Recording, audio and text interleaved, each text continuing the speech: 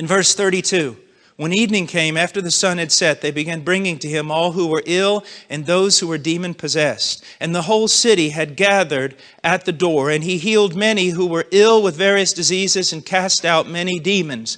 Now, two things. One, years ago in a area of Peru in the Andes Mountains called Ayabaca, in un pueblo, in a little town by the name of Santa Rosa, about 1,100 mountain people had gathered there for a conference. And I happened to take with me a doctor. As a matter of fact, the guy who discipled me when I was in college, and just like 1 year older than me, Dr. Mike Martin from Tulsa.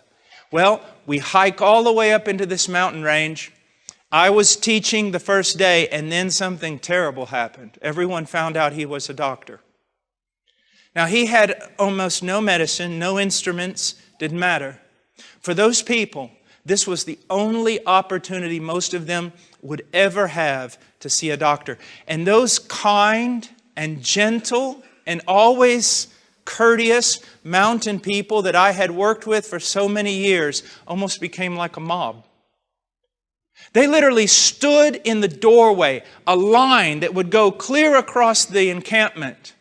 And they stood there from morning to night, just waiting for a possibility to see the doctor. And needless to say, for 3 days, my friend Dr. Mike Martin tried to minister to these people.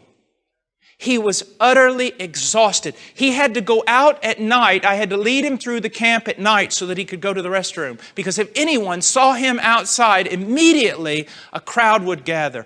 And I don't want to use the word violent because that would be wrong to portray the people that way. But they were desperate to get some help. It literally wore him out. And that's what we see about Jesus Christ here. That's exactly what we see in the text. But even more so, Mike was ministering not in the flesh, but he was ministering with regard to natural means. He was using the science of medicine to help the people, and it wore him out. But here we see something else.